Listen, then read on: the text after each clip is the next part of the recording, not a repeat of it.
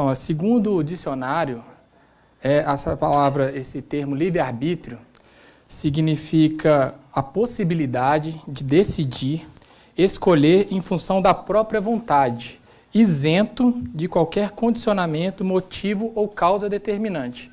Então, ou seja, em outras palavras, livre-arbítrio é o poder, a capacidade que nós temos de tomar decisões, de agir, de escolher, porém livres de toda e qualquer influência, tanto interna quanto externa. Agora vamos pensar assim, o que a Bíblia diz a respeito disso? O que a gente pode entender que a Bíblia diz? Primeiro, para começar, essa palavra livre-arbítrio, ela não tem na Bíblia. Essa expressão livre-arbítrio a gente não encontra em nenhuma versão da Bíblia, a gente vai encontrar livre-arbítrio. Porém, o livre-arbítrio, falando a respeito do homem, né, da sua vontade, dos seus desejos, das suas intenções, a Bíblia ela fala sobre o ser humano. E ela é bem clara a respeito disso. Ela é bem clara quanto diz a respeito do homem. E a Bíblia diz a respeito do homem que o homem está em um estado de queda, em um estado de morte. Eu queria que, por favor, aí, quem está com Efésios 2, 1 e 2, lesse para a gente, que é um retrato muito bem a respeito, falando de qual que é a condição do homem. Efésios 2, 1 e 2, por favor. Vocês estavam mortos por causa de sua desobediência e de seus muitos pecados, nos quais costumavam viver, como o resto do mundo, obedecendo ao comandante dos poderes do mundo invisível. Ele é o Espírito que opera no coração dos que se recusam a obedecer. Então, ou seja, nós estávamos mortos em nossos delitos e pecados. Então, a gente vê que o pecado que entrou no homem, ele tirou toda a sua capacidade de escolha de tal forma que hoje é impossível para o homem tomar qualquer decisão sem que por detrás disso ele esteja sendo influenciado pela sua natureza pecaminosa, pelo pecado que há na gente. Dessa forma, o nosso arbítrio ele já não é mais livre, porque toda decisão que nós tomávamos vai ser, então, influenciadas por esse pecado. Um outro texto muito interessante que fala a respeito do estado do homem, Romanos 3, 10 ao 12. Por favor, quem está com esse texto, lê para a gente. Romanos 3, 10 e 12.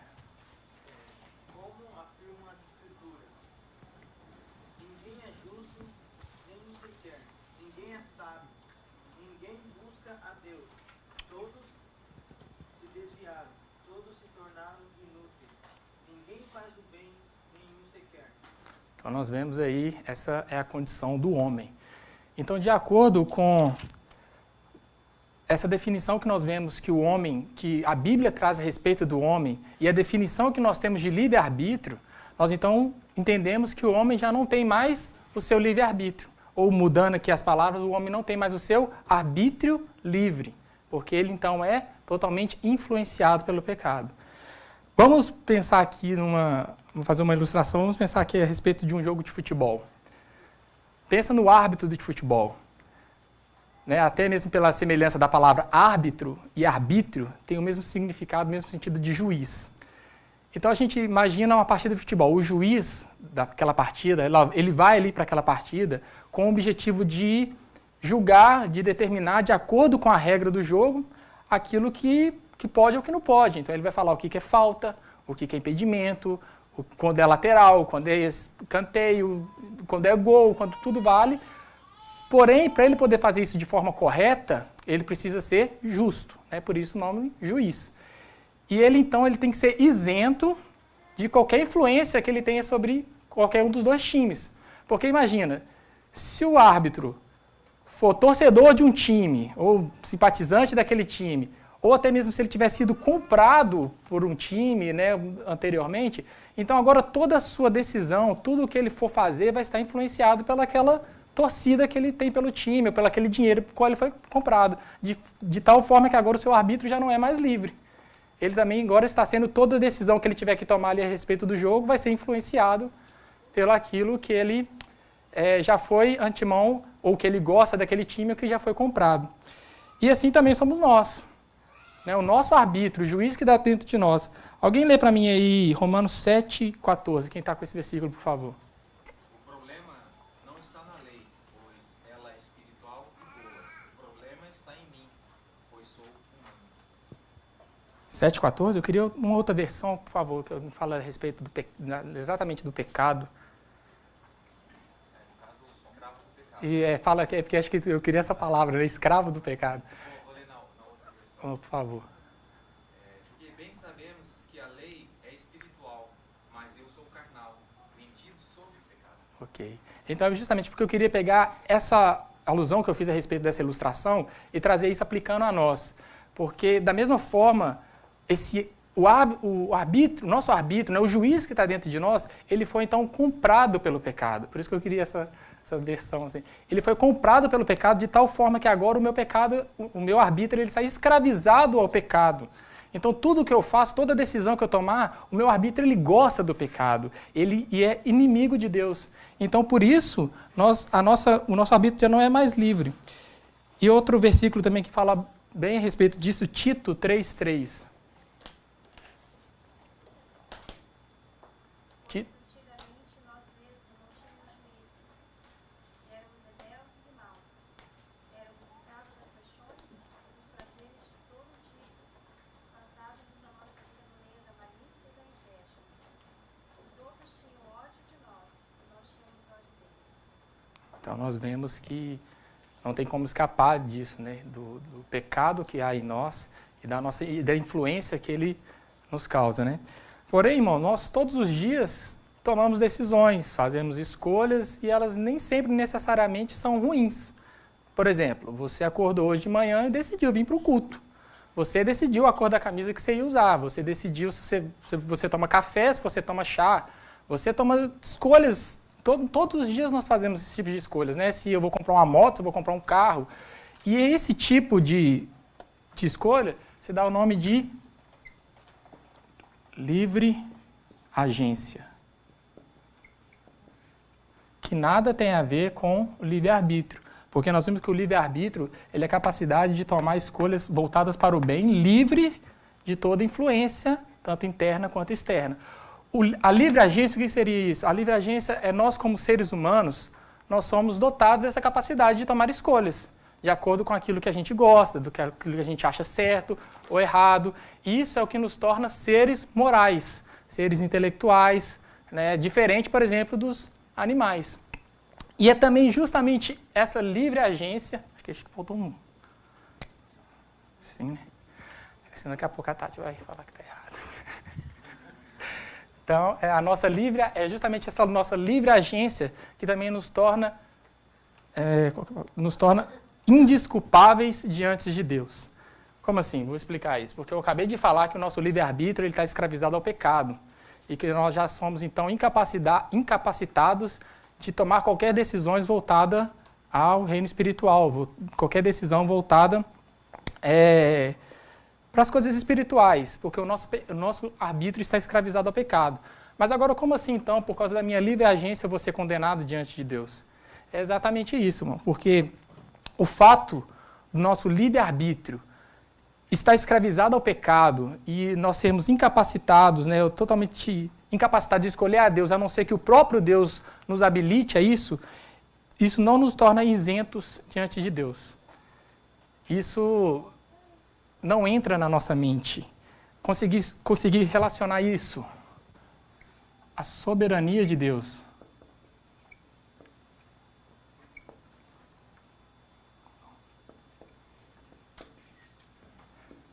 E a responsabilidade humana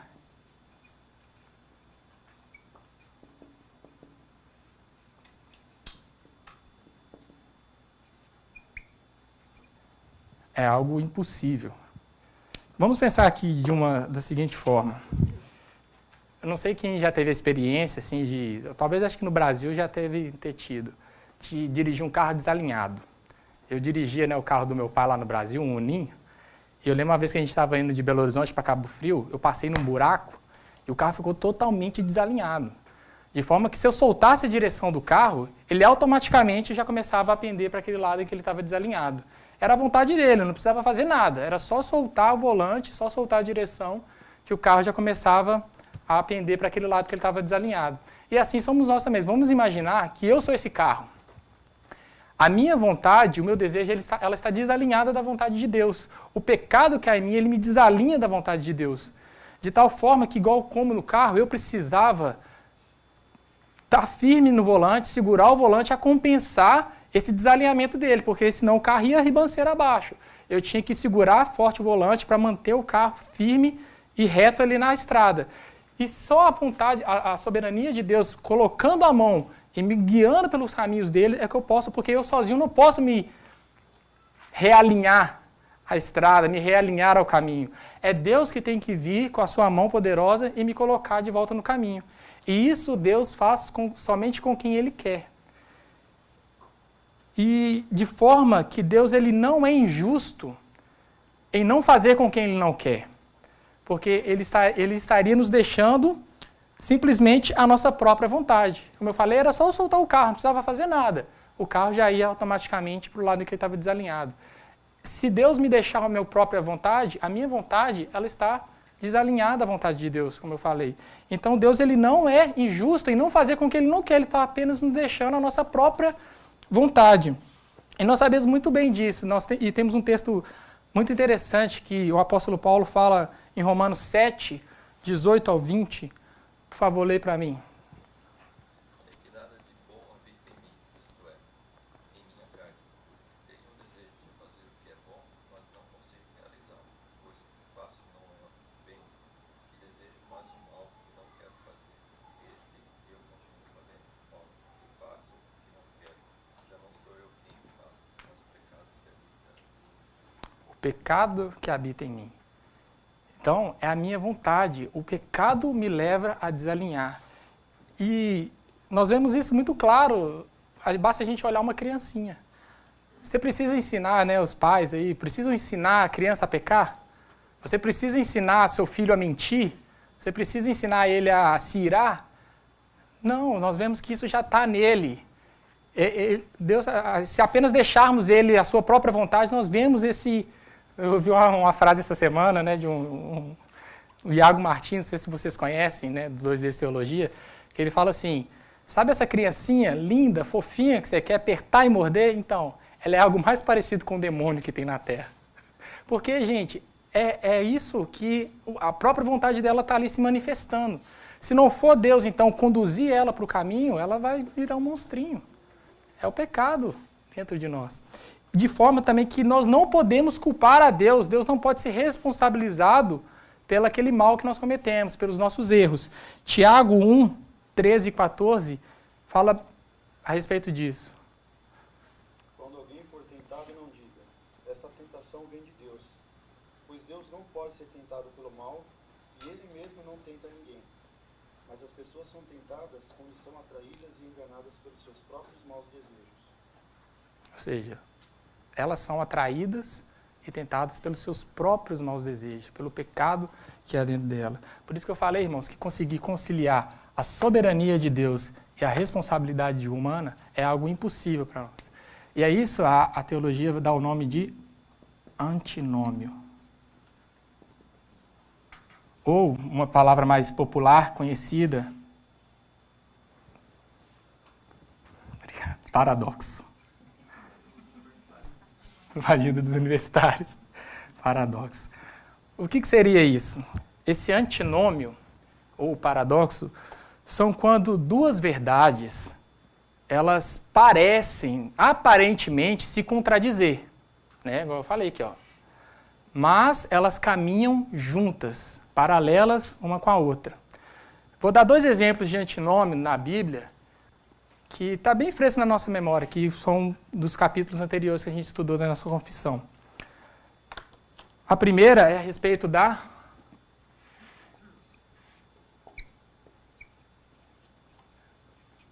Trindade. Nós vemos na Bíblia uma série de versículos que fala que existe apenas um Deus, um único e verdadeiro Deus.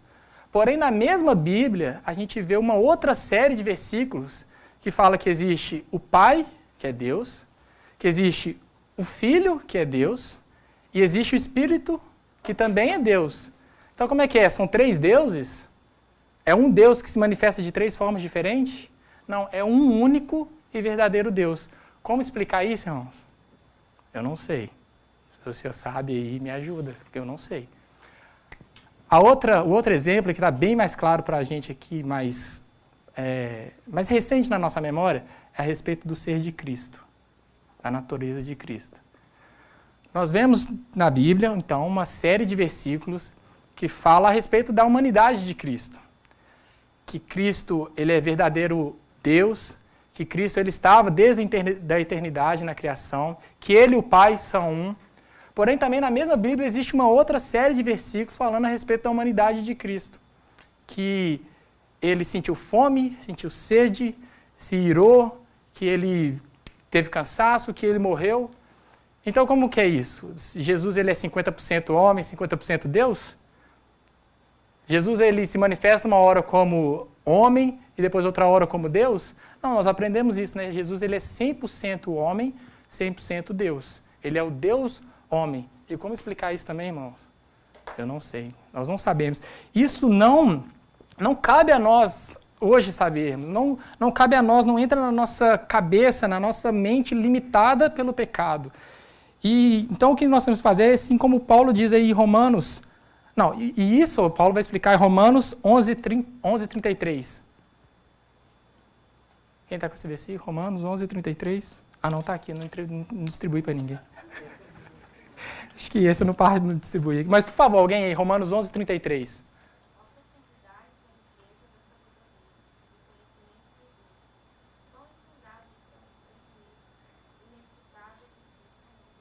Ó, insondáveis são os teus caminhos.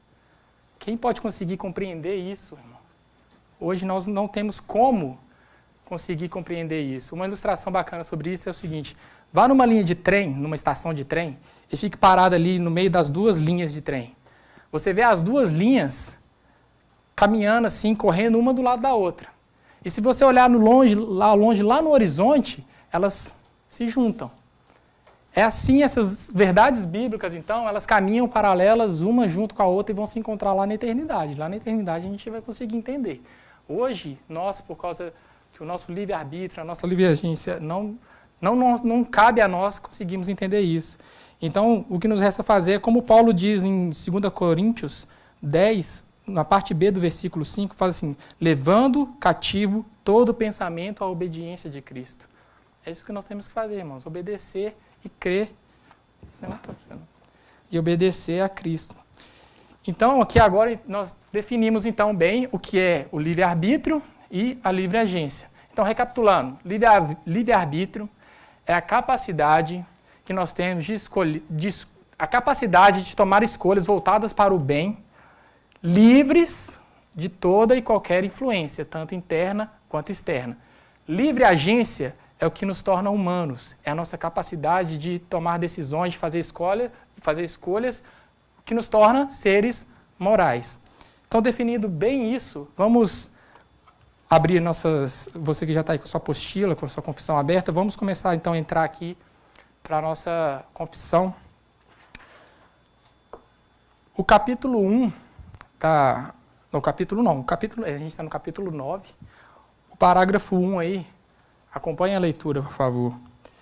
Deus dotou a vontade do homem com tal liberdade natural e poder de ação em escolha que ela não é nem forçada, nem predeterminada para o bem ou para o mal, por qualquer necessidade da natureza.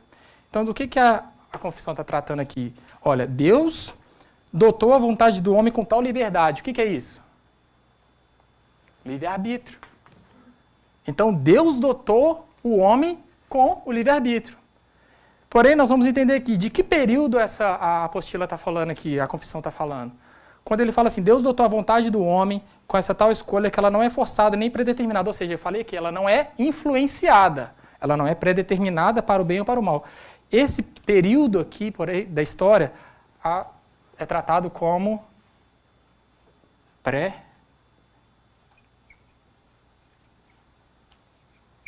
pré-lapsariano. Alguém sabe falar o que é isso? Lembra aqui desse termo? O que é? Pré-lapsariano? Justamente, antes do pecado. Aqui, né, a ideia pré, que vem antes. Lapso, o que significa a palavra lapso? Queda, perda, erro. Então, aqui, antes do pecado, né? Antes da queda. Antes da queda. Então, quando a gente fala aqui, ó, Deus dotou a vontade do homem. De que homem que ele está falando aqui? Vamos lá, gente. Adão. Por quê? Adão, sim, tinha o seu livre-arbítrio.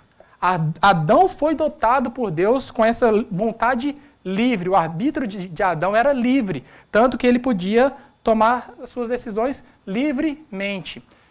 E nós vemos aqui, então, porém, no ponto 2, acompanhe aí a leitura. Parágrafo 2. O homem em seu estado de inocência, ou seja, que estado é esse? Fala aqui, o homem em seu estado de inocência. Porém, ainda é falando desse período pré-lapsariano, ou seja, o homem em seu estado de inocência onde? No Éden, no jardim. Tinha liberdade e o poder de querer fazer aquilo que é bom e agradável a Deus. Ou seja, ele podia, então, exercer o seu livre-arbítrio. Mas ainda assim era instável, de forma que ele podia cair deste pecado. Lê para mim aí, por favor, Gênesis 3:6. Quem está com esse versículo aí? Esse eu entreguei, né? Gênesis 3:6. Quando a mulher viu que a árvore parecia agradável ao paladar, era atraente aos olhos e, além disso, desejável para dela se obter discernimento, tomou do seu fruto, comeu e o deu ao seu marido. O comeu também. Ou seja, então nós vemos aqui que apesar de Adão ter sido criado então com essa livre vontade, essa palavrinha aqui ela era instável. Ele podia então cair desse estado. E nós vemos que foi exatamente isso que aconteceu. E isso, como até o pastor Carlos pregou aqui, não pegou Deus de surpresa. Isso já estava dentro dessa soberania de Deus. Porque Adão, assim, ele tinha o seu livre-arbítrio. Ou seja, o carro de Adão estava alinhado.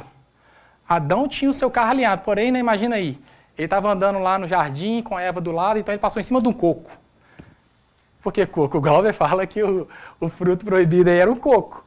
Porque é de que fruto que você toma e come? Coco. É brincadeira. É brincadeira. Tomou e comeu. Que fruto que você toma e come, né? Mas é brincadeira, né? Hã? É brincadeira. Não tá batendo bem, né? Então, é brincadeira, mas pensa assim, né? Fazendo essa alusão lá à ilustração do carro. Adão, ele estava lá com o seu carro, então ele passou em cima do coco lá e desalinhou. O seu carro, então, agora que estava alinhado, ele se desalinha da vontade de Deus.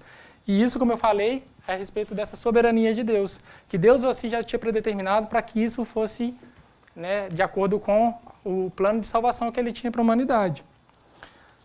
Bom, vamos passar aqui para o ponto 3 da apostila. Se eu entrar aqui agora, eu vou ter que continuar. Vai sim. Quanto tempo ainda tem? Vamos entrar aqui, não vou parar não. O ponto 3 aqui da apostila fala assim a respeito, então, acompanha aí a leitura. O homem, por meio de sua queda, em seu estado de pecado, perdeu completamente todo o poder da vontade quanto a qualquer bem espiritual que acompanhe a salvação. Assim como o homem natural, inteiramente adverso a esse bem e morto em pecado, não é capaz por sua própria força de converter-se ou preparar-se para isso. Ou seja, foi aquilo que eu falei. Ó. Vamos por parte aqui. Ó. O homem, por meio da sua queda. Então aqui, se a apostila antes estava tratando desse período pré-lapsariano, aqui já entra no período pós-lapsariano. Então, aqui a gente fala pós, que é o período depois da queda, ok? Então, o homem, ele perdeu completamente todo o poder da vontade quanto a qualquer bem espiritual que acompanha a salvação. E o que é isso? Qual que é a definição disso aqui que nós vemos? O livre-arbítrio. Ele perdeu o poder da vontade quanto a qualquer bem espiritual, ou seja, aquela vontade que ele tinha de tomar decisões voltadas para o bem. O homem, então, perde o seu livre-arbítrio. E nós vamos entender por que a confissão ela fala disso aqui. Por que ela trata falando que o homem perdeu o seu livre-arbítrio, perdeu essa vontade quanto a qualquer bem espiritual. Assim como o homem natural, inteiramente adverso a esse bem, morto em pecado, não é capaz de sua própria força, ou seja, igual eu falei, o homem não é capaz mais de sozinho agora se alinhar à vontade de Deus, ou preparar-se para isso. Bom, nesse ponto aqui então agora, dessa queda, eu preciso abrir um parêntese e contar um pouco a respeito da história. E é um parêntese um pouco longo, por isso que eu pensei assim, se para aqui ou não, mas vou continuar agora. É um parêntese um pouco longo, porque eu preciso contar um pouco da história, porque a respeito de como você interpreta, vamos colocar aqui, né, esse período aqui, que é a queda, da maneira como você interpreta isso, e como essa queda interferiu no homem, isso vai desembocar no que a teologia chama de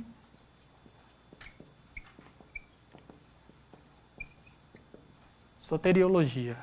Você sabe o que é isso, soteriologia? É o quê? Pode falar, irmã. É o quê? Estudo da salvação, justamente. Então aqui está ligado à salvação. Então, da maneira como a gente observar a queda e como ela interferiu no ser humano, isso vai diretamente interferir aqui nesse estudo da salvação, nessa soteriologia. E isso é de total importância para a gente, isso é fundamental para a gente. Então vamos parar um pouco aqui, vou abrir esse parênteses para a gente contar um pouco da história e olhar para trás e ver como grandes homens no passado, eles interpretaram isso e como isso interferiu na raça humana. Por volta do início do quarto século, né, anos 300, 400 depois de Cristo, um homem chamado Pelágio, não sei se os irmãos se lembram bem, o nome desse miliante já apareceu em outras heresias aí, né? Então, um homem chamado Pelágio, ele olhando para essa queda, ele disse que o pecado aqui, ele foi... a consequência desse pecado, ela foi sofrida apenas por Adão. Adão sofreu as consequências pelo pecado original. A sua descendência, os filhos de Adão, não nasceram com a consequência desse pecado. Então, ou seja, a descendência de Adão, ela nasce com o seu livre-arbítrio. Ela nasce com o seu estado natural com que o homem foi criado.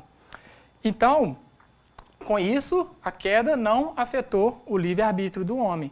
Porém, um homem muito brilhante, capacitado por Deus, né, que também olhando para esse período, interpretando a luz da palavra de Deus, chamado Agostinho, o pastor citou ele aí hoje também, ele olha para essa queda e fala, não, peraí, o homem sofreu sim as consequências desse pecado. Conforme alguns textos nós acabamos de ler já, Efésios 2, que diz que o homem está morto em seus delitos e pecados, que diz que não há um justo sequer. E Pelágio também, através de alguns outros versículos, né, Romanos 5, 12... Não está aqui, eu não ia entrar nessa parte, por isso que eu não distribuí para ninguém. Mas, por favor, aí, Romanos 5, 12, por favor. O pecado entrou no mundo por meio de um só homem, e o seu pecado trouxe consigo a morte. Como resultado, a morte se espalhou por toda a raça humana, porque todos pecaram. 1 Coríntios 15, 21.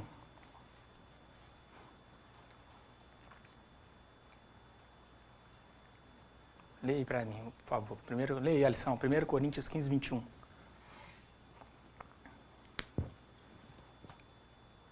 Uma vez que a morte entrou no mundo por meio de um único homem, agora a ressurreição dos mortos começou por meio de um só homem.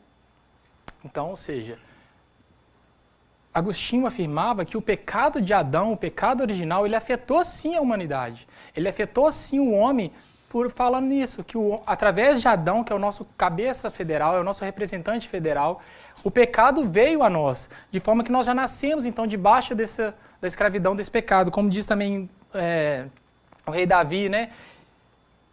Eu nasci em iniquidade e em pecado me concebeu minha mãe. Ou seja, eu já nasci debaixo da ira de Deus, eu já nasço com a consequência dessa queda, desse pecado. Então, com isso, a Igreja Católica, né, e a Igreja Católica a gente entende aqui por a Igreja Universal, né, que era a única igreja que existia na época, então católico significa essa Igreja Universal. A Igreja Católica, então, ela considera o pelagianismo, né, esse ensino de Pelágio, como heresia. Porém, passando alguns anos, alguns outros bispos e teólogos da Igreja Católica, eles tentam fazer uma espécie de junção entre essas duas visões. Eles dizem, sim, O homem foi afetado por este pecado, pela queda, mas não a ponto de tirar totalmente o poder de escolha do homem. De forma que a graça, ela colabora para que o livre-arbítrio do homem possa ser restaurado. De forma, então, que agora ele pode novamente discernir pelas coisas espirituais. E a isso, então, foi dado o nome de semi-pelagianismo. E agora a gente vai dar um salto gigante na história, porque a gente está ali, né, nesse meados do quarto século, e durante toda a Idade Média, né, o período medieval, a Igreja Católica ela adotou essa visão semi-pelagiana. E isso só foi se romper lá no século XVI, nos anos ali de 1517, mais ou menos, junto com a Reforma Protestante. Então, Lutero, Martinho Lutero, que foi um dos pais da Reforma, ele teve um embate muito grande com um homem chamado Erasmo de Roterdã. Erasmo de Roterdã era um homem que ele era adepto desse ensino semi-pelagiano. E Agostinho, por sua vez, ele abraçou os ensinamentos. Lutero abraçou os ensinamentos de Agostinho. E os dois tiveram um embate muito grande a respeito disso. Até então que Lutero ele escreve um livro a respeito disso, que é, em português, né, traduzido como Nascido Escravo, que é mais uma refutação a respeito dos ensinos de Pelágio e essa ideia semi-pelagiana. Passado mais alguns anos, então, vamos correr aqui na história, Calvino, que também foi um dos pais da Reforma, ele, olhando também para os ensinamentos de Agostinho, ele começa a enfatizar ainda mais a questão da soberania de Deus. E com isso ele dizia, se o homem está nesse estado de queda, nesse estado de morte, ele não pode por si próprio salvar. Então isso vem da predestinação de Deus. É Deus quem elege aquele quem ele quer. Então esses ensinamentos de Calvino, ele começou a ser muito influente por toda a Europa, de forma que a maioria das igrejas na Europa já estavam então aderindo ao calvinismo e aderindo à Reforma Protestante. Porém, passado mais alguns anos, até mesmo depois da morte de Calvino, surgiu na Holanda um homem chamado, deixa eu escrever o nome dele, vou escrever só o primeiro nome, Armínio, né? Jacobus Armínio, mas o nome mais popular, Miliante, Armínios. Então, eu acho que o nome dele escreve assim, é Jacobus Armínio, só ficar com Armínio mesmo, que é mais popular e conhecido entre nós. Armínio, então, ele começou a ressuscitar os ensinos de Pelágio. E ele começou a ensinar isso, né, nas igrejas, e os seus alunos, depois da morte de Armínio, os alunos dele, né, os seguidores de Armínio, eles juntaram, então, esses ensinos de Armínio e se reuniram e apresentaram para a igreja da Holanda um documento pedindo com que eles revissem esses ensinamentos que Calvino tinha ensinado, né, e que estava sendo difundido por toda a Europa. Eles então pediram com que a igreja ali revisse isso e que a partir de agora eles começassem a adotar um novo sistema, que era o que eles estavam apresentando. E basicamente o que eles estavam apresentando, eu vou apagar aqui com o meio. Vou apagar aqui. Então eu vou apenas citar, a gente não vai entrar muito a fundo nisso, mas eu vou apenas citar eles e dar uma pincelada. Então o que os arminianos queriam, esses arminianos, alunos de Calvino, eles ficaram conhecidos como sendo... Hã? Eu falei Calvino? Desculpa, ainda bem que vocês estão atentos, foi um teste. Aí... foi para ver se vocês estavam acordados.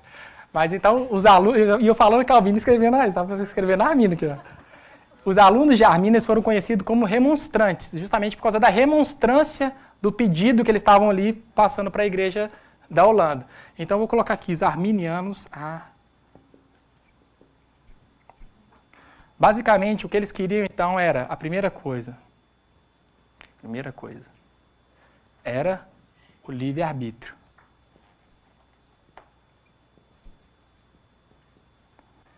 Eles diziam assim, eles não negavam a queda, eles não negavam que esse pecado aqui, original, ele afetou o ser humano, sim, mas não a ponto de tirar o livre-arbítrio do homem. Então eles diziam assim, não, o homem tem sim livre-arbítrio. Então eles pediam isso. O segundo ponto está relacionado à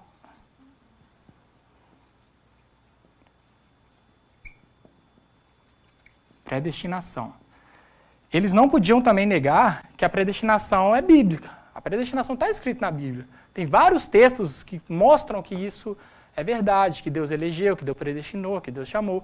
Porém, eles tentaram dar um jeitinho e relacionaram a predestinação à presciência de Deus. E o que isso quer dizer, essa presciência? É que Deus, através, então, da sua presciência, ele olhou para o futuro e viu que lá em 2019 o Alisson ia crer no Evangelho, aceitar o Senhor Jesus como seu suficiente Salvador. Então, ele foi predestinado a isso. Mas reparem bem, essa predestinação ela já não está mais ligada à soberania de Deus, mas ela está ligada agora ao livre-arbítrio do homem. Porque foi através que Deus olhou para o futuro, ele previu que o Alisson ia ter fé, ele ia usar do seu livre-arbítrio para poder crer no Senhor Jesus. Então, é através da presciência de Deus, porque ele viu que o Alisson ia crer. Então, aqui, a predestinação está ligada ao livre-arbítrio do homem. O terceiro ponto que eles queriam está relacionado à expiação do sangue de Cristo. Então, expiação. Eles diziam assim, que o sangue de Cristo na cruz, ele foi para todos os homens, porém, para nenhum homem em particular. Ou seja, o que quer dizer? Que Cristo, na cruz, ele abriu a possibilidade para que todos, através de usar o seu livre-arbítrio, eles pudessem crer no Senhor Jesus e serem salvos. Então, ou seja, porque eles pensavam assim, se o sangue de Cristo na cruz foi pelo Alisson, em particular pelo Alisson, quer dizer que o Alisson ele tem que aceitar o sangue de Cristo. E se o Alisson tem que aceitar o sangue de Cristo, quer dizer que ele já foi predestinado a isso. E se o Alisson já foi predestinado a isso, fere o livre-arbítrio do Alisson, porque ele não teve o poder de escolha. Então, uma vez que ele foi predestinado, está ferindo o livre-arbítrio dele. Ou seja, então a expiação aqui ela foi geral, porque Cristo abriu a possibilidade para que o Alisson, vou pegar esse de exemplo agora, para que o Alisson pudesse usar o seu livre-arbítrio e crer no Senhor Jesus. E isso foi de uma forma geral, não em particular, porque isso estaria ferindo aqui o livre-arbítrio do Alisson. O quarto ponto, eles estavam falando a respeito da graça. Eles entendiam sim que o homem ele precisava ser regenerado, que ele precisava da graça de Deus, porém essa graça podia ser resistível.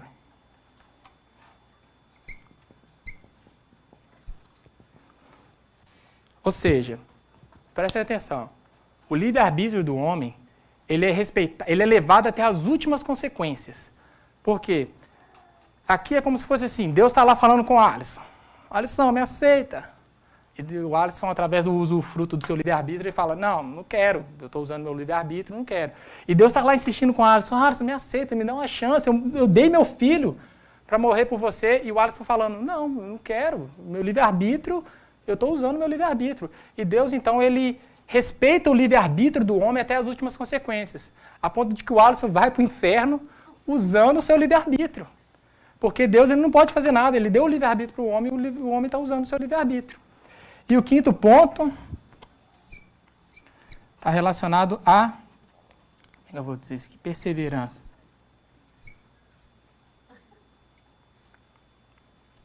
A perseverança, no sentido de que, se hoje o Alisson usou o seu livre-arbítrio e aceitou a Cristo, amanhã ele já pode usar o livre-arbítrio dele de novo e falar, não, eu não creio mais em Deus, eu não creio mais em Cristo, eu vou usar do meu livre-arbítrio e desistir. Então aqui ele diz que essa perseverança, não vou colocar perseverança, vou colocar queda, ela pode cair da graça.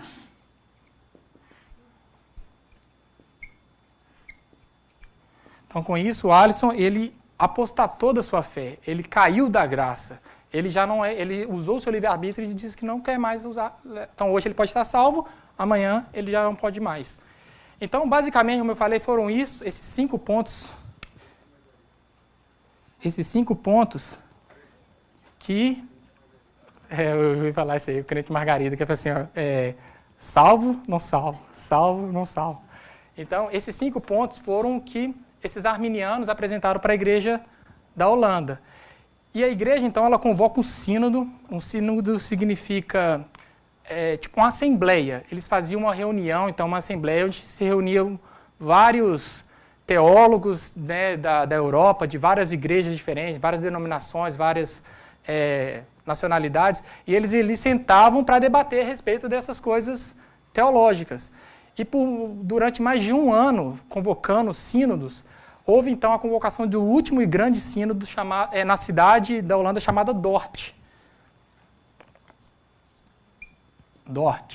E isso ficou conhecido então como sendo o Sínodo de Dort.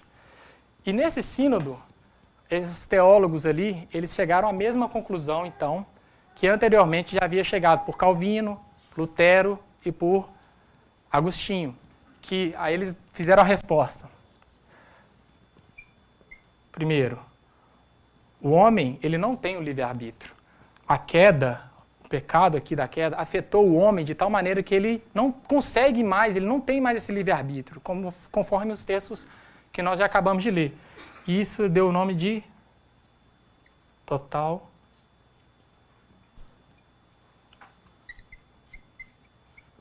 depravação. O segundo ponto, aqui por total depravação, é importante falar que, assim, eles não estavam querendo dizer que o homem, por ter essa total depravação, ele é, como é que eu vou dizer? Ele é tão pecador quanto ele poderia ser, ou seja, ele vai pecar sempre da pior forma. Porque essa total depravação, ela não está relacionada quanto à intensidade desse pecado, mas sim relacionada à extensão do pecado. Ou seja, a queda, ela afetou não só algumas áreas do ser humano, deixando, né, outras livres, mas ela atingiu a extensão do homem por completo, de forma então que é total depravação, ou seja, o homem é totalmente depravado. O segundo ponto é a questão da predestinação.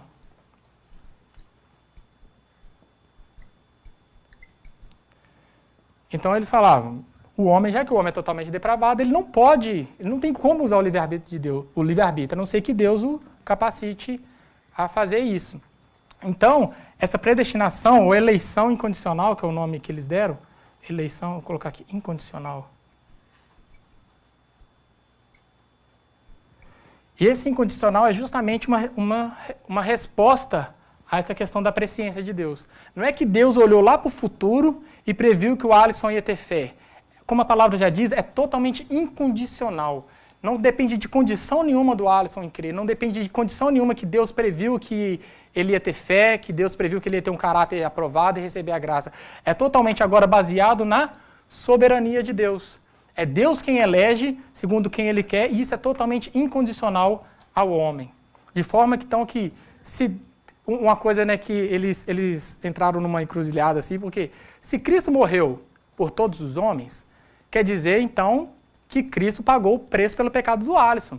Mas o Alisson, então, usando o livre-arbítrio dele, ele vai para o inferno pagar o preço do pecado dele de novo. Então, ou seja, o preço do pecado do Alisson está sendo pago duas vezes. Primeiro por Cristo na cruz e depois pelo próprio Alisson no inferno. E isso era inaceitável para eles aqui. De forma que se Cristo morreu por Alisson, o Alisson não vai para o inferno. Agora salve você, Elisão. Só está do lado do Arminio.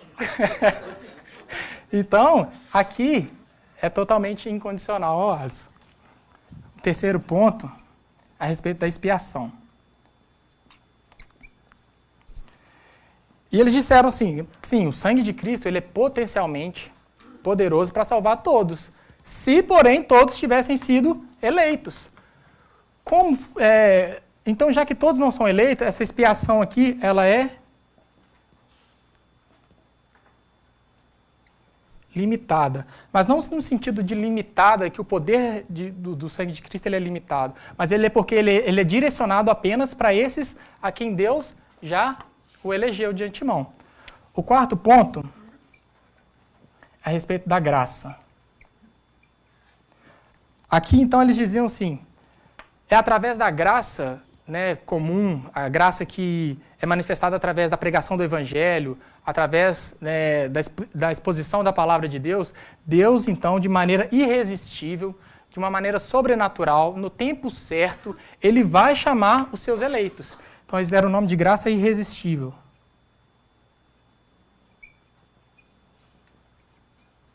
E aqui interessante também é que por graça irresistível, a gente não tem que entender como se fosse Deus pegando, né, um miserável do Alisson, pecador, e arrastando para dentro da graça, enquanto o Alisson está lá esperneando, falando que ele não quer.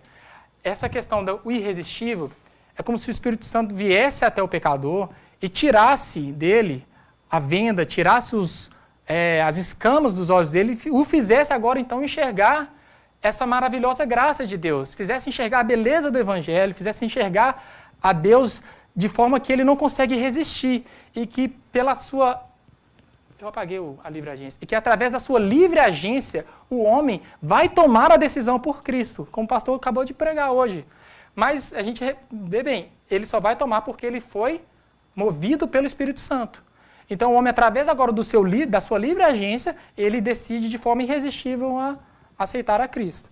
E o quinto ponto é a respeito da perseverança, né?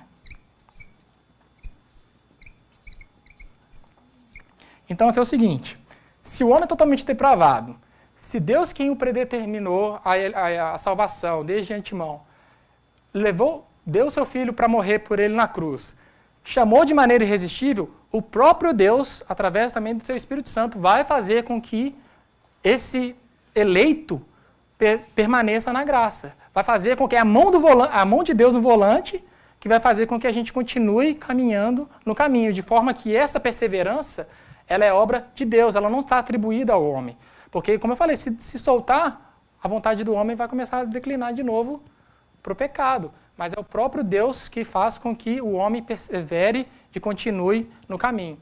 Então, isso aqui hoje é o que nós conhecemos como sendo os 5 pontos do calvinismo. Mas repare bem, foi uma resposta aos 5 pontos do arminianismo. Né? Então, por isso que eu falei agora, esse ponto aqui é o fundamental. Esse aqui, ó, é o que vai desembocar em todo o resto. Por isso que aqui, a forma como a gente interpreta isso daqui é fundamental, que vai desencaminhar em todo esse resto. Por isso que eu falei que isso aqui é de suma importância para a gente. Porque se você assumir ou aceitar ou entender que existe livre-arbítrio, você vai por aqui, é esse caminho que a gente vai seguir. Mas uma vez que o livre-arbítrio não existe, é por aqui que a gente segue. É esse caminho aqui. E aqui eu queria voltar nesse ponto aqui rapidamente, né, se eu não me fiz ser muito cansativo ou mesmo confuso, os irmãos vão perceber que esse ponto aqui, ele está totalmente ligado a essa questão aqui, ó. Porque, como eu falei, é através da graça comum. O que é isso? É através da pregação do Evangelho, que é exposta a todos. Né? Cristo manda com que o Evangelho seja exposto a todos. Que a gente tem que anunciar o Evangelho a todos, justamente porque nós não sabemos quem são esses eleitos. Então, é através dessa graça que entra essa questão aqui e também o que nos torna totalmente indesculpáveis diante de Deus. Porque, como o pastor acabou de pregar também, nós somos expostos ao Evangelho. Nós somos... a palavra de Deus é chegada a nós. E existe de nós, então, uma resposta quanto a isso. Porém, nós vimos que só pode tomar resposta, só pode ter uma decisão favorável a isso aqueles a quem Deus já o elegeu e chamou de maneira irresistível. Então, entender isso daqui, irmãos, é coisa que não entra na nossa cabeça hoje. E uma ilustração muito legal que eu vi sobre isso é o seguinte. Imagina que tem uma rua, né, passando aqui e tem uma porta bem grande e tem escrito pelo lado de fora assim dessa porta: Vinde a mim, todos vós que estáis cansados e sobrecarregados, e eu vos aliviarei. Aí a pessoa passa, olha, lê aquilo. Ah, não, quero não, vou embora. Decidi, isso não é para mim, tchau, vai embora. Opa. Aí outra pessoa vem, lê aquilo, vinde a mim, todos. Ela fica curiosa, aí põe a cabeça lá para dentro, olha um pouquinho assim. Ah, que sabendo, quero não, vou embora. Aí depois vem uma terceira pessoa, olha aquilo, fala, vinde a mim, todos vós que estáis cansados. A pessoa fala assim, cara, isso é para mim, eu quero, eu decidi e vou entrar. Então a pessoa entra. Quando ela entra, ela olha para trás e vê escrito assim no umbral da porta, assim pelo lado de dentro: só pode vir a mim aquele que o Pai trouxer. Então é essa ilustração aqui que ilustra bem isso daqui. A gente fala assim, eu tomei a decisão, mas quando a gente entra, a gente fala assim, eu só vim porque o Senhor me trouxe. Porque se não fosse o Senhor me trazendo até aqui, eu não teria vindo. A minha direção estava conduzindo a ribanceira abaixo lá. Foi a mão do Senhor que me trouxe até aqui. E isso é sobrenatural. E é esse exatamente o ponto, o quarto ponto da nossa apostila. Vou correr aqui porque já está dando um tempo, mas tem até 1 hora. Aí vamos lá. O quarto ponto aqui, então, da apostila vai dizer exatamente a respeito disso, de quando Deus chama o pecador ao arrependimento. Quando Deus converte um pecador e o transforma para o estado de graça, ele o liberta da sua natural escravidão ao pecado. E por sua graça, o habilita livremente, é o que eu falei, através da livre agência do homem, Deus faz com que ele tome essa decisão livremente. Então, por sua graça, o habilita livremente querer e fazer aquilo que é espiritualmente bom. Ainda assim, em razão da sua corrupção remanescente, ele não o faz perfeitamente, nem apenas deseja o que é bom, mas também o que é mal. Isso quer dizer que aqui, até nessa perseverança, não quer dizer que no meio do caminho a gente vai passar por uns coquinhos no meio do caminho, vai fazer com que o carro dê aquela balanceada, porque, até como diz aqui, ó, ainda assim, em razão da sua corrupção remanescente, porque a gente ainda está aqui nesse corpo pecador, né? O pecado ainda está aqui nos influenciando e a gente vai, às vezes, dar aquela pendida para o lado. Mas é Deus segurando a gente o que nos faz perseverar. E também o que e por isso não só também faz com que a gente não queira só coisas boas, mas também deseje o que é mal. Filipenses 2:13, alguém lê para mim, por favor.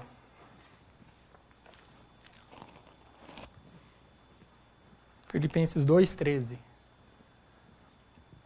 Eu não dei esse versículo aí, porque pensei que não ia chegar lá, né? Pois é Deus quem impediu vocês tanto querer quanto realizar, de acordo com a boa vontade dele. É isso que eu acabei de falar, né? É Deus quem faz efetuar o querer, porque na nossa vontade nós não conseguiríamos. E o ponto 5, para terminar aqui esse capítulo da nossa confissão a respeito do livre-arbítrio, fala aqui então: a vontade do homem é feita imutável e perfeitamente livre, somente para o bem, apenas no estado de glória. Então vamos pensar assim, ó, no ponto 1 e 2 aí da confissão, aqui está tratando a respeito do período pré-lapsariano, né, da queda, antes da queda. O ponto 3 e 4 está tratando a respeito do período pós-lapsariano, depois da queda.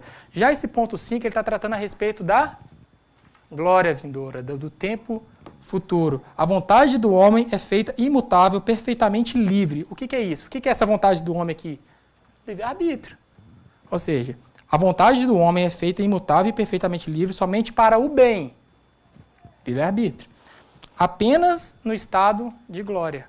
Então, somente lá na glória é que então estaremos com esse arbítrio perfeitamente livre novamente. É como a música que a gente canta aqui, né? Se os irmãos lembram da música de semana passada, que diz assim: justificado fui, santificado eu sou, glorificado serei através de Cristo. A segunda parte da música fala: fui livre da culpa do pecado, sou livre do poder do pecado e da presença do pecado, livre serei. Ou seja, nesse estado de glorificação já estaremos ali livres da presença do pecado.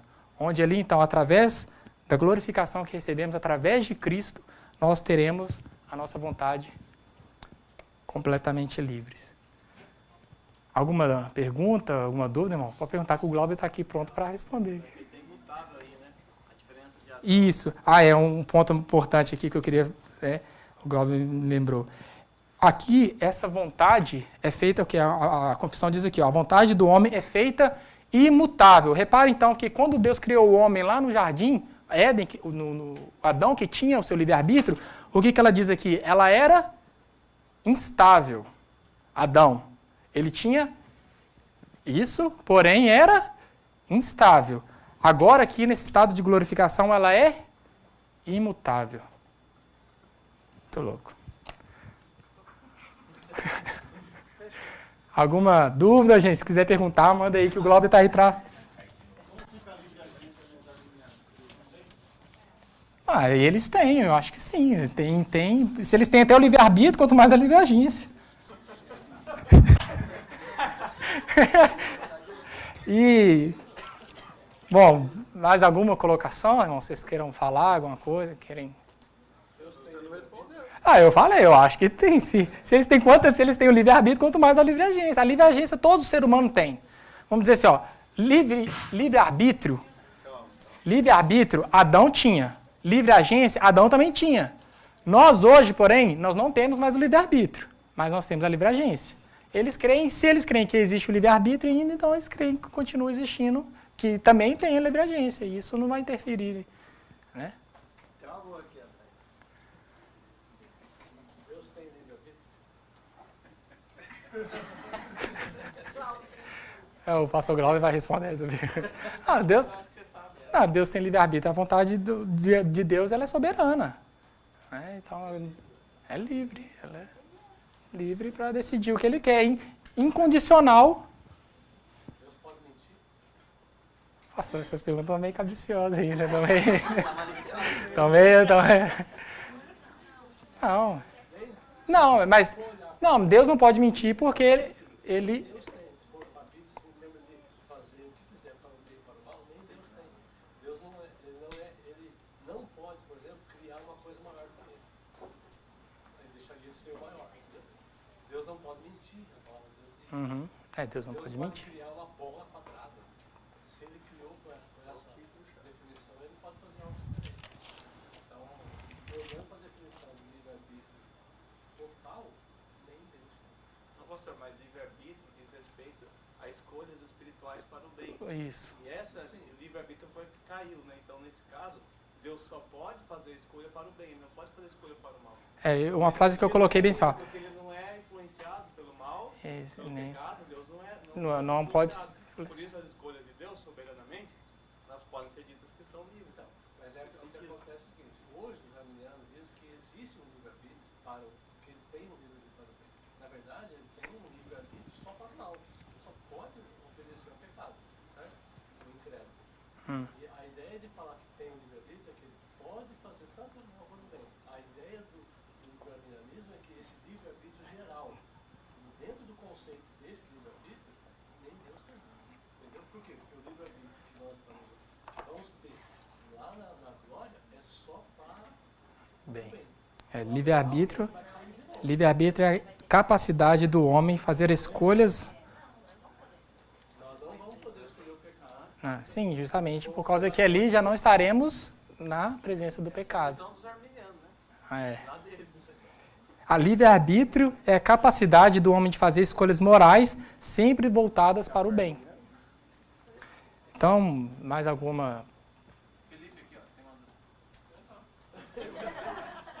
Tem levantado a mão antes que passou? Pastor, quer falar? Mais alguém, irmão? Alguma coisa que queira acrescentar e falar?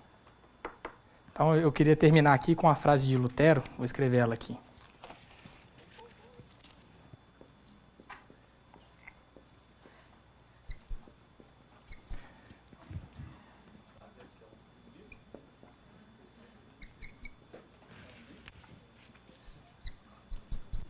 Se o homem de alguma forma, de alguma maneira. Eu só leio, porque eu queria deixar aqui para os irmãos, mas eu vou ler então só. Se o homem, a frase de Lutero para terminar então. Se o homem de alguma maneira atribuir a salvação ao livre-arbítrio do homem, mesmo uma ínfima parte, nada sabe sobre a graça e não conheceu Jesus Cristo corretamente.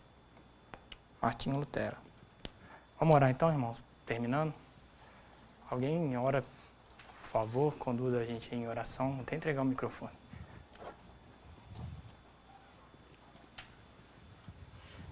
Você vai orar, Cadiel? Não. Isso. Caiu até de joelhos. O Eduardo quer orar então? Pensei que era uma unção. O Eduardo vai orar então. Pensei que era uma unção, já que o cara tá caindo e começou a orar. Aproveita e ora. Vou orar segurando, porque senão, né, vai acontecer alguma coisa aí. Senhor Deus, obrigado por nos dar essa oportunidade de estar aqui aprendendo mais um pouco da Tua palavra, Senhor. Obrigado por estar abrindo nossos corações para podermos ouvir aqui a Tua palavra. Também abençoe, Senhor, a vida do irmão Rogério, que se dispôs aqui a estar nos guiando e ensinando, Senhor. Obrigado pelo Seu Santo Espírito que nos dá um entendimento, Senhor, para podermos compreender a Tua palavra, Senhor. Obrigado por esse tempo juntos aqui com nossos irmãos, Senhor. Que o Senhor possa abençoar essa tarde junto que teremos também. No nome santo de Jesus é que eu lhe agradeço. Amém.